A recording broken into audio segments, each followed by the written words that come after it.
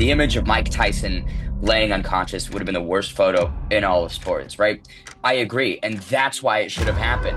Jake Paul should have absolutely knocked Mike Tyson the fuck out. I don't see him frequently fighting guys that would indicate he's a pro boxer, right? You just went out there and fought 60-year-old Mike Tyson. I'm not going to call you a fucking pro boxer. Myself, and I think a lot of people included, want to see that KSI fight. Oh, I can make KSI versus Jake Paul happen.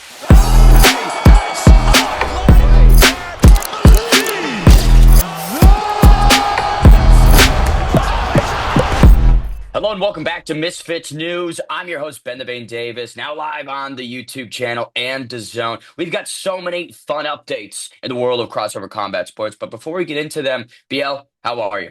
Ben, I'm doing fantastically, and it's great seeing you as always. As you can hear, my voice is a little bit gone, so I'm just going to get straight into today's topics. That being, we'll be talking about the Mike Tyson versus Jake Paul fight that just happened over the weekend. We have the latest Misfits updates from Mams Taylor, and we go to Mike Tyson's manager to find out what his plans are going forwards. I'm super excited for it all. Let's get into the Mike Tyson fight. 8 rounds in Arlington, Texas. Jake Paul defeats him by unanimous decision. BL, were you disappointed? Did it live up to your expectations? I mean, expectations is a real interesting word for this fight because it's like, what do you expect from Mike Tyson, a 60-year-old man who was one of the greatest boxers of all time, going against someone that's Jake Paul, that is a crossover boxer, that is integrating himself into the heavyweight division. And, you know, he's still a green boxer. He's still, you know, finding his feet into boxing. That's not taking any disrespect to him. He did a good job. He did exactly what he had to do. However,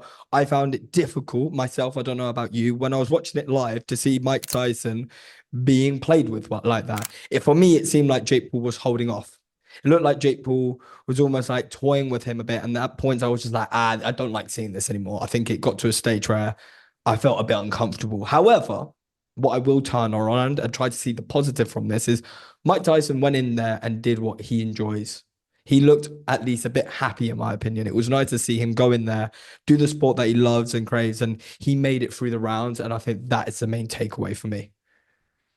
No, I almost disagree with you. I feel Tyson has vocalized so many times over the years that he doesn't really love it. He doesn't love that person, right? That he is. He's scared of that dude. I mean, shit, I've seen him like crying on podcasts when he speaks about the mentality that boxing puts him in. And again, the question of, right, let's say, oh, well, I'm glad he did what he wanted to do, but should he, right? Given the incident in June, right? Let's get into this. 8 blood transfusions, lost half his blood, lost 25 pounds in the hospital, and became healthy. Fight was pushed back and he was allowed to compete. That's ridiculous. Like, if you go through an incident like that, a medical situation, to be allowed to fight is fucking crazy to me. I'm blown away by that. Absolutely. I mean, you couldn't put it any better there. The fact he was on life support, I mean, you really need to take into consideration this is a 60-year-old man on life support and he still got into the ring and did those rounds. It's absolutely insane. But as I say, that's my main takeaway. At least he was able to make it out and we didn't see Uncle Mike flatlined on the canvas, because I think that would be the worst image in boxing history ever. But I mean, I think for me, the real question is what's next for Mike? And I think he had a few words to say when he called out Logan Paul, which completely shocked me, Ben. I was like, what do you mean, Logan Paul? Maybe his brother. Motherfucker, I'll kill you, Mike. What was that all about? I'm not sure what it was all about, but I think what's next for Mike is immediately going back to retirement. I think it's like this shouldn't have happened. There's no reason for him to compete. Clearly, there's nothing in the tank. There wasn't anything really in the tank in 2005, right? And nothing has changed in the 20 years since his previous last outing as a professional boxer. So no point. And I want to revert back to something you said real quick. The image of Mike Tyson laying unconscious would have been the worst photo in all of sports, right? I agree. And that's why it should have happened. Jake Paul should have absolutely knocked Mike Tyson the fuck out. Jake Paul, you're the villain. You're the heel, right? What would the heel do? It would go out there and knock out the beloved icon that is Mike Tyson to so many people, right? I don't understand what Jake Paul really gained from this. I'll tell you something that wasn't forgettable was those Mike Tyson cheats. Bro, what the fuck? I don't know about you, but I was watching the Netflix stream and I saw those. Yeah, man. Yeah, wow, that was interesting, though.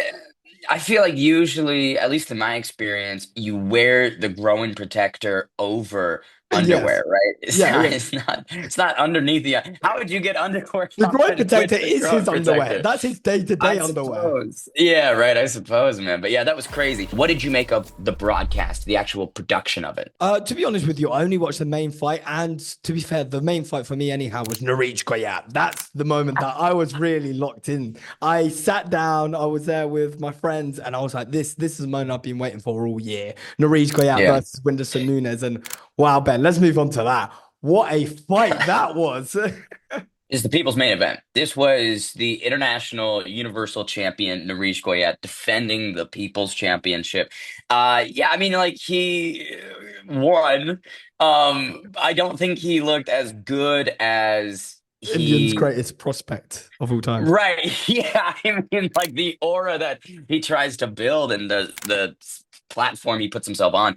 You would have thought he'd go out there and spark Whindersson in 30 seconds, but it was a decisive victory for Niraj, and I respect Whindersson for going out there. I don't get his incentive. I don't understand what Whindersson Nunez gains from going out here and doing this, but if he enjoys it, more power to him, right? He did hit Niraj a couple times, right? So good for Well, him. that's the main thing. I think there was one point where Whindersson just put his hands down and let Norwich just go crazy on his head, which was, Yeah. yeah, quite a highlight reel. But I want to work things back before we finish off this whole Jake Paul and Mike Tyson segment. Yeah. The world of boxing had a lot to say. You had Javante Davis, you had Tony Bellew, you had Arthur Beterbiev as well. Have words to say. I think that also was a big thing, is that the world of boxing was sort of Mhm. shattered by that. They didn't like it. And now you have these big names calling out Jake Paul. And one of the names that Jake Paul calls out is Canelo. People just want to see me lose. So wouldn't the best opportunity to see me lose be going up against Canelo? Ben, I need your thoughts on that. Canelo versus Jake Paul. What on earth is that fight? It'd be a crazy, crazy spectacle. And I want to echo something Ariel Hawani said, I think a couple weeks back, that we might be scarily close to that becoming a Yes. reality. Canelo is getting a bit older, and I think there is a life expectancy of his career where he goes, you know what, fuck it. I'm just going to take this insane crossover bout, crush Jake Paul for 30, $40 million on, Netflix if they do that again. Why not, right? I think Canelo might arrive to that point. Why not? Not soon, not in the near future, but like 3 years, 4 years. I wouldn't be stunned if we get Jake Paul and Canelo Alvarez. I do want to, before we end and move on, make a quick mention. There was a guy there at AT&T Stadium who wasn't a part of the on-air crew, but was doing some content. Wade Plem, got to give some big shouts to that guy, man. 10 million views, an amazing live stream with his dad. I tuned into portions of it, and there was a very, very nice speech at the end. And I just, I know that in this community, there's a lot of polarizing thoughts on the guy,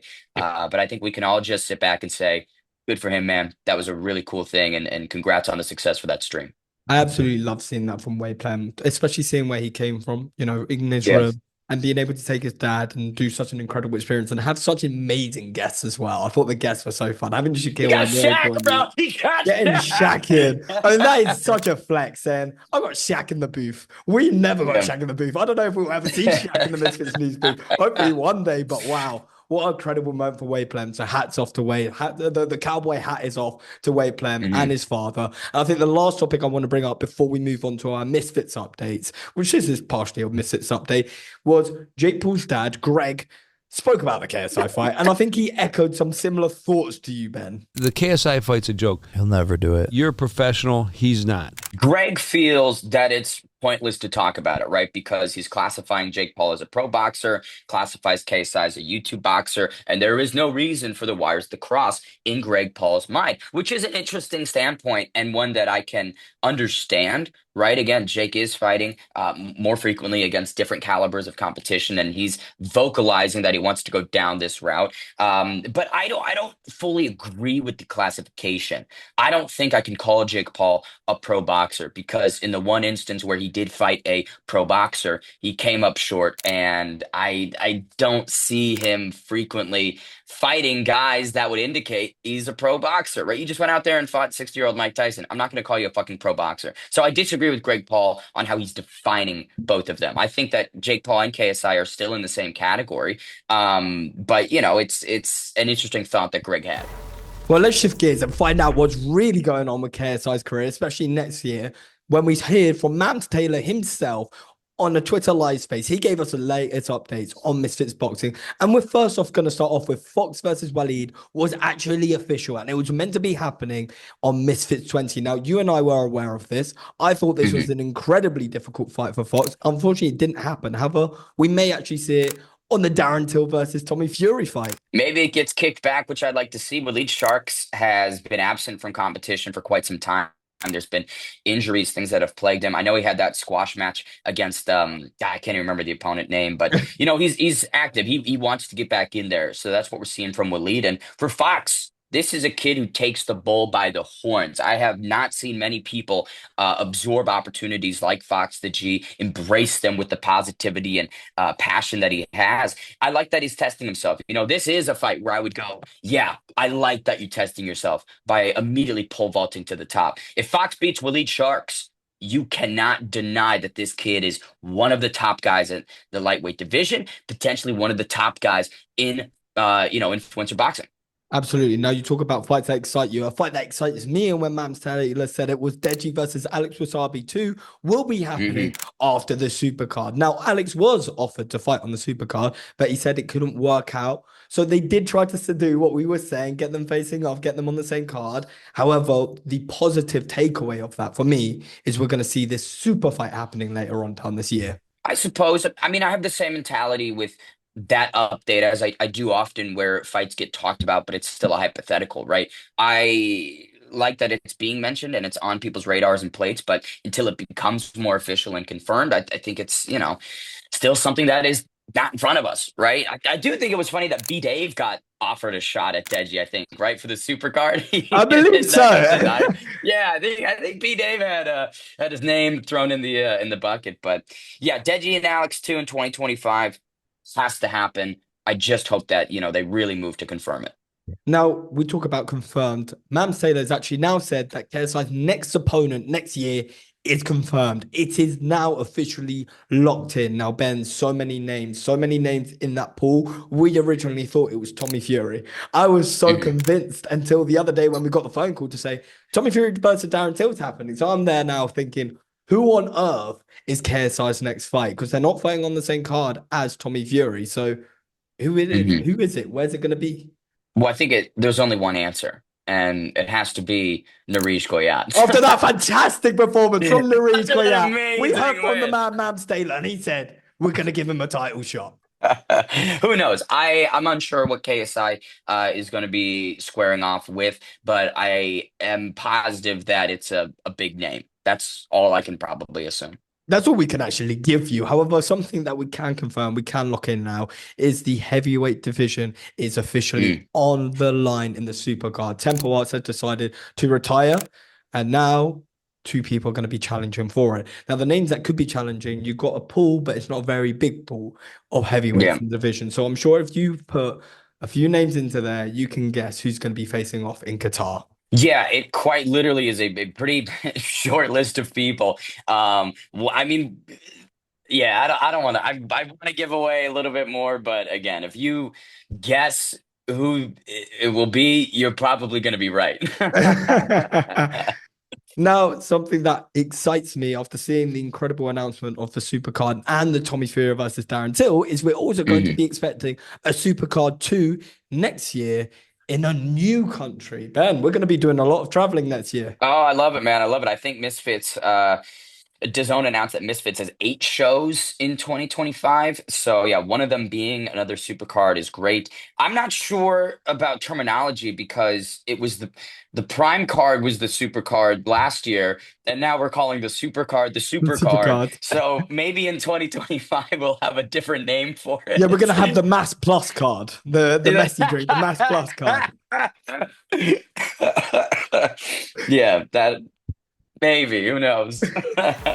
Well, to finish it off, we've got another big event coming next year in Q1 of 2025, and that will be Misfits MMA. Now, it's been spoken about all this year. We're all eagerly anticipating, and yourself and myself have had a few private conversations with Mams where he described what Misfits MMA would look like. Now, I'll tell you something, Ben. When he described it to us, it's something that no one's going to be expecting, and it's completely new and different, I would argue.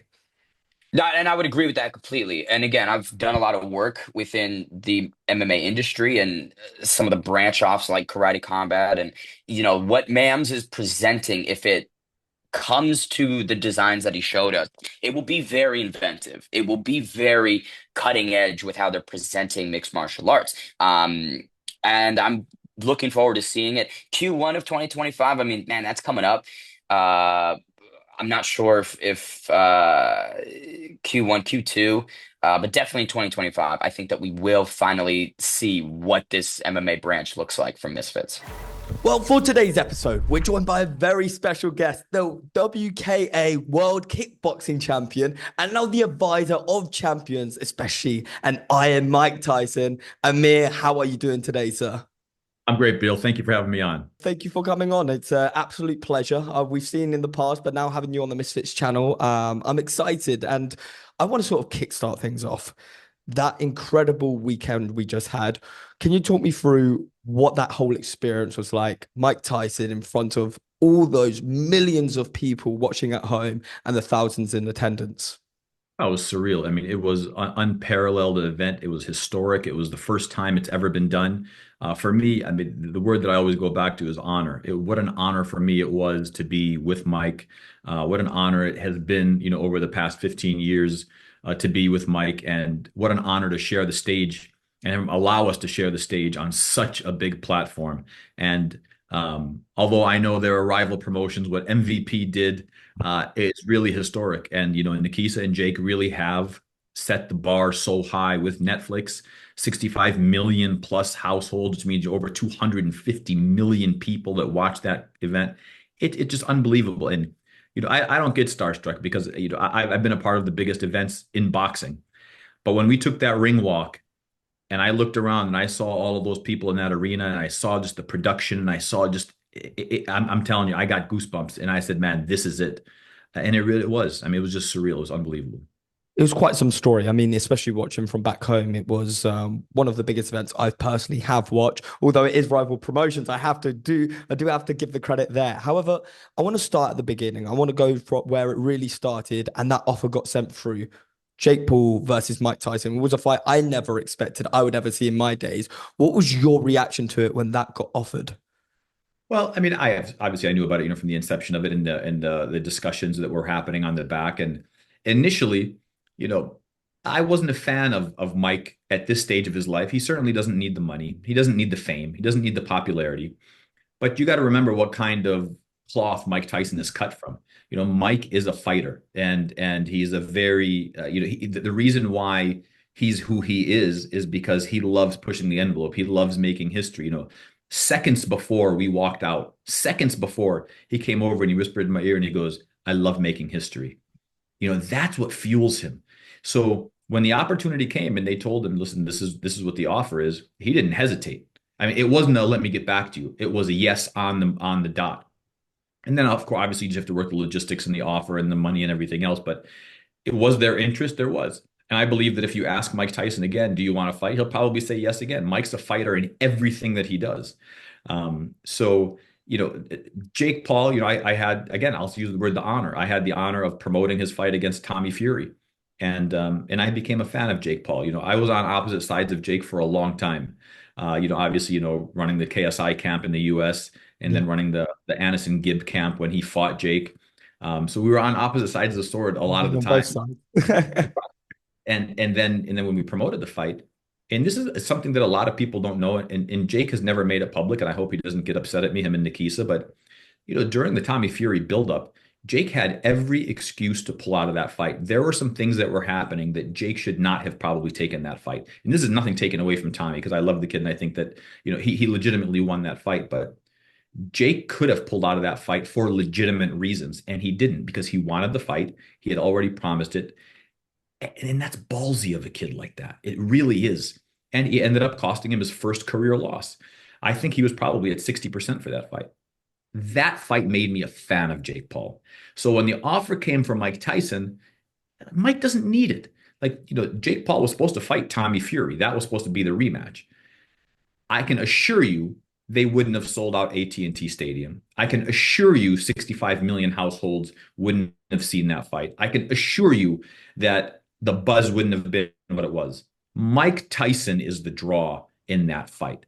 Mike Tyson is the reason that those events are as big as they are because he is a walking, living legend. Absolutely. I mean, Mike Tyson is possibly the biggest name in boxing, apart from Muhammad Ali, ever. I mean, he is one of the greats. And whenever I mentioned his name during the week, everyone knows who Mike Tyson is. But I want to rewind things there quickly. Tommy Fury, you mentioned his name. That was meant to be the rematch. How come that didn't come into fruition? We just announced the fight with Darren Till that will be happening in January. So why didn't he make this walk with Jake Paul? Tommy Fury, his father John, his brother Tyson, Jake Lee. I have a great relationship with those guys. I consider them very close friends, and I respect everything that they've done. And Tommy has been very strategic in picking the right fights for him, and I think that's great. And I think that this fight coming up here is probably a good move for him also.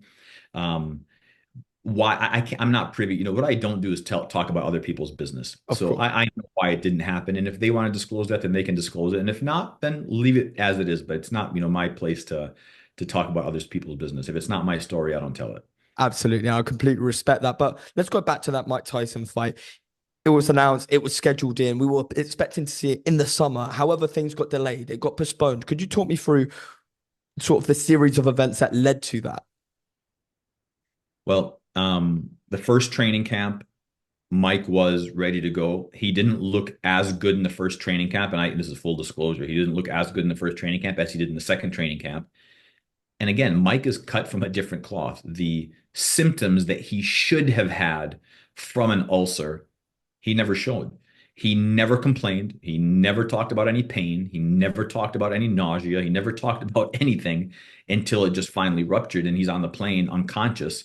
And the doctors were, couldn't believe it. Now, Mike had said it publicly, and that's why now, I can repeat it. But he went through, 8 blood transfusions, and when he was at the hospital, he said to them, "Am I going to survive?" And the answer of the physician was, "We have options." She didn't say, "Yes, you're going to survive," or "No, you're not going to survive." It was, "We have options." And he was, that was the first time in his life that he thought, I may not make this. And it's surreal to hear him talk about it, by the way. When you hear it from his first person perspective, it really gives you kind of a glimpse into, this fame, this prestige, this youngest champion in the world, and then knowing that all of that could end right now. I think it was very eye-opening for him. And let me tell you, I think that it really helped give him a surge in that he got a second chance in life. Absolutely. Probably, if you go back to the beginning of his life, it's probably like his 12th or 15th chance in life with everything that he's been through. But he really got another chance. And the second training camp, he went all in. He went balls to the wall. He was busting his ass every day. And the problem with me is, and I don't know how old you are, Bill, but you're probably half my age. If you remember Mike Tyson fighting, which you probably weren't around for his fights, we're used to that Mike Tyson. The Yeah. fight's gonna blink, don't get up for popcorn, don't get up for a drink, go to the bathroom in between rounds if there are rounds, because the fight ends like this with Mike Tyson. And that's what everybody expected to happen with Jake. But Mike's not that guy. He's 58. Mind you, in the gym, if half of what Mike Tyson was in the gym performed in the ring, this fight wouldn't have gone 2 or 3 rounds. He just had, the performance that he had. And I think when he looks at it and he views it, he'll see that he performed a lot better in the gym. The week leading up to the fight, he sparred 8 hard rounds that were all much better than, his performance in the ring, even though I thought, he won the first 2 rounds. So overall, very proud of him, very happy.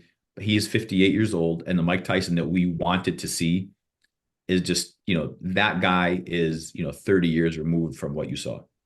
Absolutely. I mean, to be honest with you, I was inspired the fact he was able to make that walk, especially understanding a little bit of what really happened, why the fight was postponed, and he was still able to make that walk, and he did what he loves. I think that was, for me, the moment where I was like, it almost made me emotional to see him getting back into the ring, and I was able to see Mike Tyson. As you say, I didn't get to see him live when I was younger, but to see him live now, it's truly inspirational. And seeing him make those rounds, a lot of people wrote him out.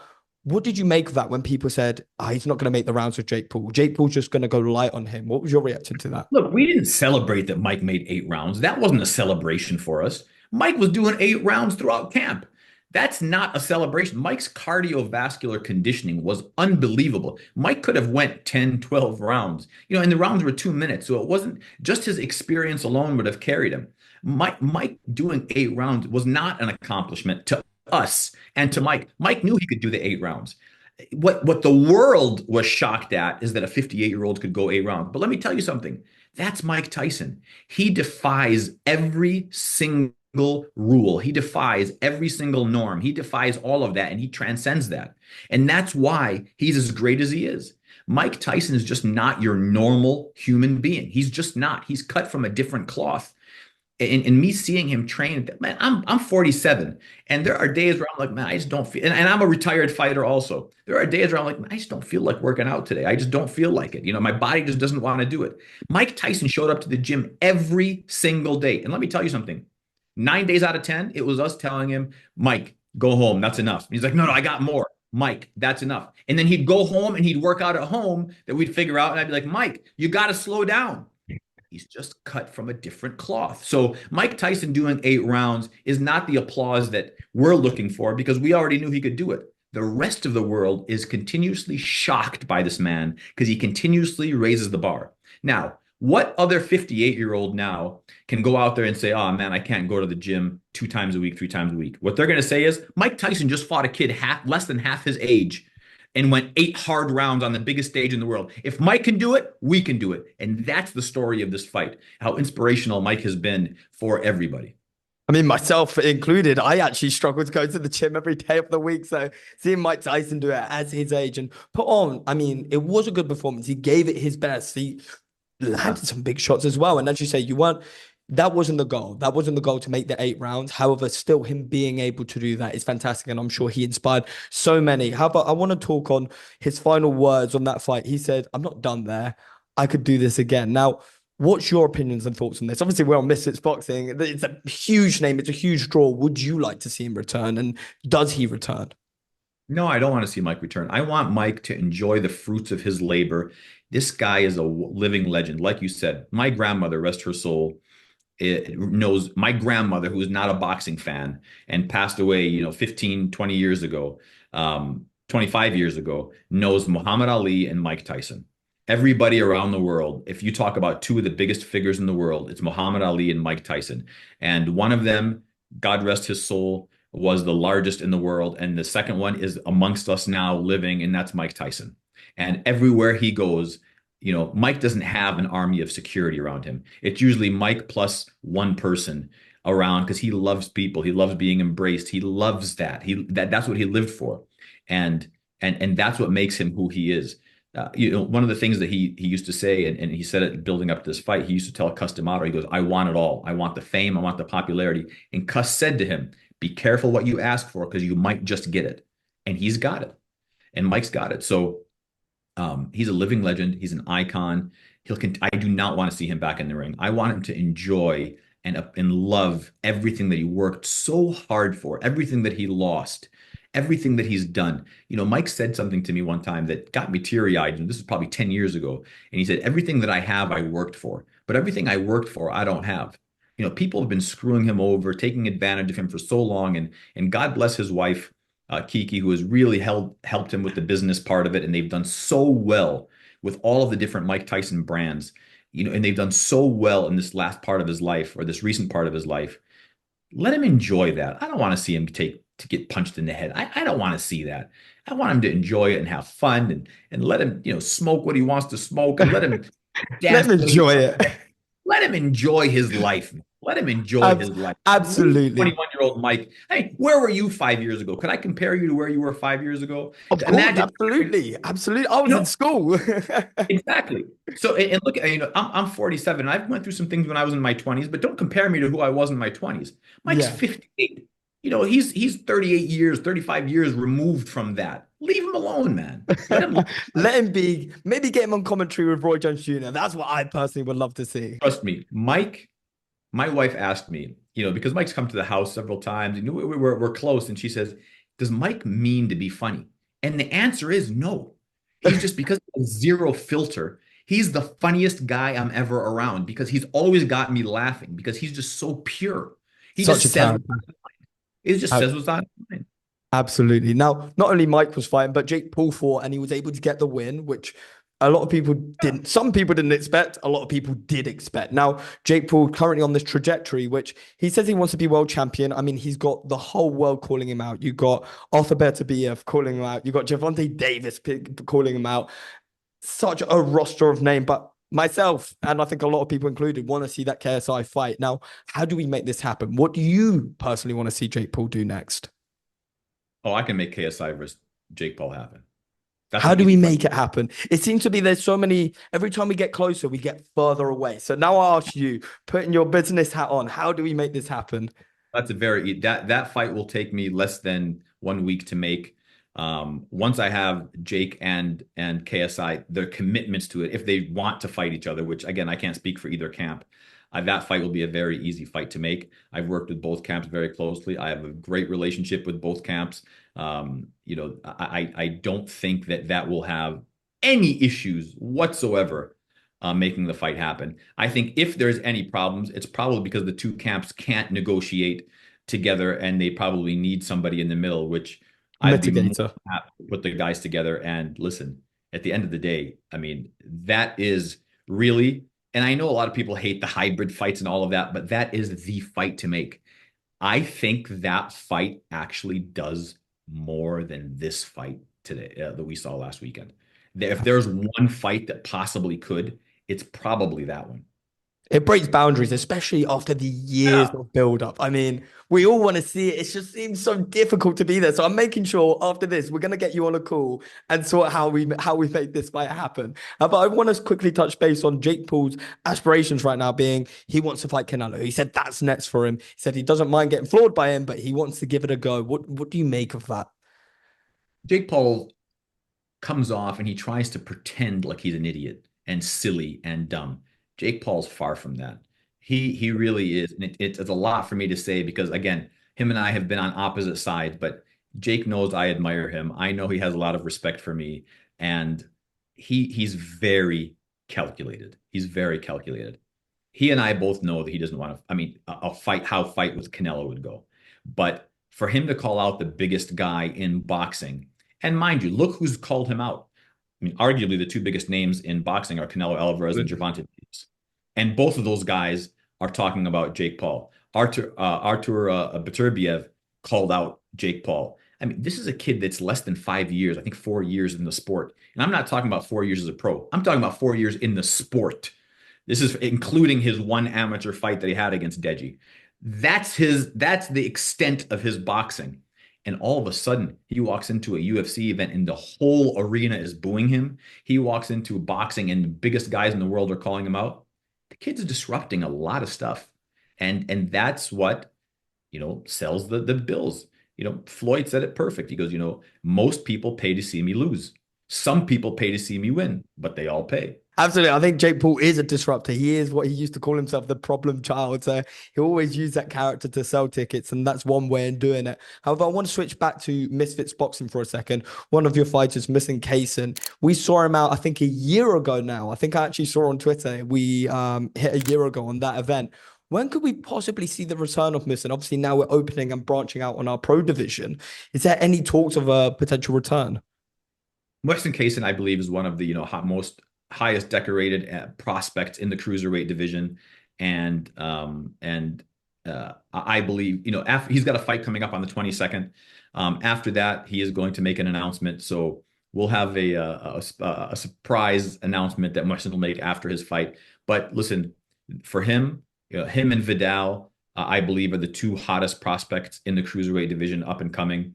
Of course, you have the legends that are up there, like Badu Dak is the biggest name in that division. And now you've got, Opataya, you've got Coley, you've got, a couple of other guys up there. And especially if Usyk decides to come back down to cruiserweight, it can get very interesting. But that's where they are right now. But as far as Muhsin goes, he just became a police officer for the city of Philadelphia, which is pretty cool. And yeah, he just made that announcement. So he'll be doing that as a side gig as well. But he's sincere to the game. He loves the game. He has so much potential to do so much. Undefeated cruiserweight, and he'll make an announcement after the 22nd on the direction that he's going to be headed in. I'll be sure to tune into that announcement. I can't wait to hear it. Now, you mentioned the name Viddal Riley there, a good friend of ours, a good friend of the channels, and everyone loves to hear of him. He's recently become the English champion. What do you make of his current journey? Obviously, you work very closely with him. How do you see him getting on at the moment? Viddal, again, hot prospect. And when he was here in the States and, he lived with me, we turned him pro and got his career started and still, play an advisory role with Viddal. First of all, as a person, as a human being, one of the most beautiful people that you'll ever meet. And sometimes with fighters, it's hard to be able to say that, but fighters themselves are the best people to be around because every single one of them, every single fighter has at one point or another been humbled in life, has gotten their asses whooped or gotten clipped with something in the gym. And that's what humbles them. And as men, we need that just to kind of humble us a little bit. The tough guys, those guys have never been punched in the face in their lives before, but all fighters are humble and respectful because they've all been in that position. Having said that, Viddal is a genuine soul. He's a great kid. And putting that aside, as far as his boxing potential, he's got world champion. The first time I saw him, KSI was actually coming into the gym to train with Floyd Sr., and I had set that up for him, and I had never met Viddal before, so he comes up and he says, "Hey, I want to spar Badu Jack," and I said, "Sit down, kid. I go, nobody spars with Badu. You don't just walk up to me and ask me to spar with Badu. Take a seat." And then, he was very respectful about it. And he said, "Listen, I just want to spar with somebody." And I said, "I'll tell you what, why don't you spar with Andrew Tabiti?" And him and Tabiti went at it. And it was a very, very competitive spar. And this is an amateur kid. And I went over to Jeff Mayweather and I said, "Jeff, what do you think of this kid?" He's like, "He's going to be a world champion." I said, "I see the same exact thing." And then we signed him and he trained, under Jeff for at the beginning of his career before he went back to the UK. So does the kid have potential, man? Viddal could do anything he wants to do. And let's not get it twisted. He's not an influencer turned boxing. He's a boxer turned influencer. There's a big difference between that. And I know he hates that word, and he's trying to gravitate away from that, but he really is. I think that anybody could have problems in that division with Viddal. I truly believe Viddal could be the future of the division. And, especially seeing what he does in the gym and what an incredible batter he could be. He could really be the face of not only UK boxing, but of the whole cruiserweight division. Now, before we he can do sort it all. He can talk, he can talk. He's not very good looking, but he can talk. He can fight. I could say that because I'm his older brother. of, Uh, he can fight, he can talk, he can joke, he can do, athletic. Let me tell you something. The kid is so strong. Like we'd be in the boxing gym and the boxing pole, the corner post yes. would be standing, vertically, and Viddal would hold it with both hands and hold himself horizontally parallel to the floor. For a guy that 205, 210 pounds, that's very unique. I didn't think that it was possible. The kid is so strong. Like he's got natural power. And his father Derek has done with him is phenomenal. I'm so happy. Ben Shalom, I consider a great friend. 258 management are all friends of ours. He's in the right hands, and he'll have, sky's the limit for him. I think 2025 is going to be a huge year for Viddal Riley. Now, before we sort of wrap things up, obviously you had a huge involvement in KSI's camp. KSI is making a big return in 2025. What would you personally, apart from the Jake Paul fight, which we know we're going to make happen now, what would you like to see from him? He says he only wants big names. He wants the Floyd Mayweathers, the Amer Khans. What do you want to see from KSI? I love JJ. I really do. And that kid, I became a fan of personally. Typically, if I don't like guys, and I don't say this in an arrogant or boastful manner at all. If the guys I don't like, I just don't work with them. And I turn away, 90% of the guys that, would like to do something just because I don't vibe with them. And if I don't bring value, when value means that I have to like you. I love the kid. I really do. He's genuinely a good guy. And I get you're content creator and you have to say stuff sometimes and whatnot. Again, and I guess I'm always introducing this from a personal side first because that's important to me. But from the business side of it, listen, JJ and this is not any cap. I'm not trying to hype this up. My daughter, by the way, is 9. She taught me what cap was. So I'm 40. I'm starting to learn all the alpha Yeah, slang. you're getting there. Um, JJ hits harder than I don't want to say than the most guys that I thought than what I expected. That kid can crack. And mind you, when was the Logan fight? 3 years ago? Yeah, Four, Logan 2 was, I think, in 2020 or 2019. 2019, 4 right? years ago. and he still didn't really know how to throw a right hand the right way. That kid has like it's freak power. It really is. And he's learned how to box. He's learned how to get on his toes. He's learned how to fight on his heels. He's learned how to fight backwards. He's learned how to fight, moving forward. He's starting to learn that. My advice to JJ would be that either commit yourself to boxing or commit yourself to, what you're doing. What I would hate to see is for him to go up against a guy that is committed himself into boxing and to take away that beautiful legacy and that beautiful hype that he has built up and that he has, turned into what it is today. He's talented at anything that he does. Anything that kid does, he's going to do very well at because, he's figured out formula.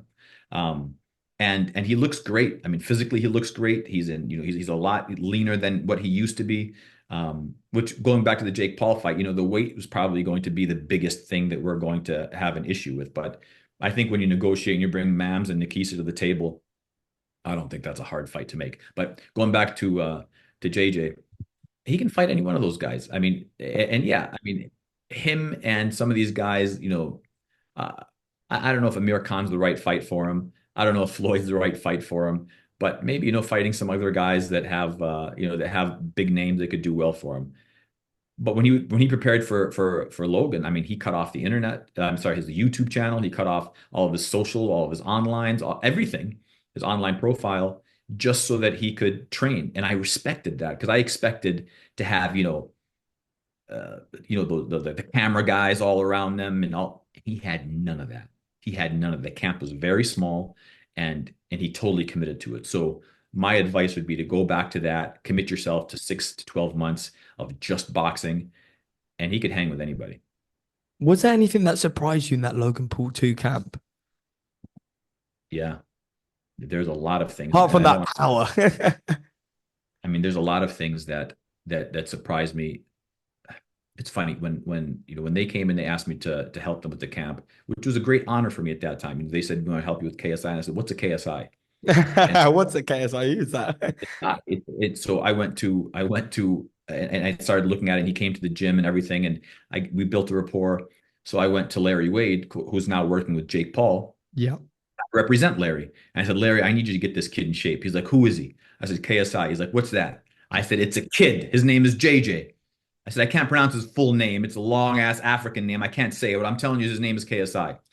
And he's like, "All right, bring him to the track." So we brought him to the track, and I said, "This is the kid." And he did some conditioning stuff. So we stepped aside, and he goes, "How long do I have?" I go, "You got 6 weeks."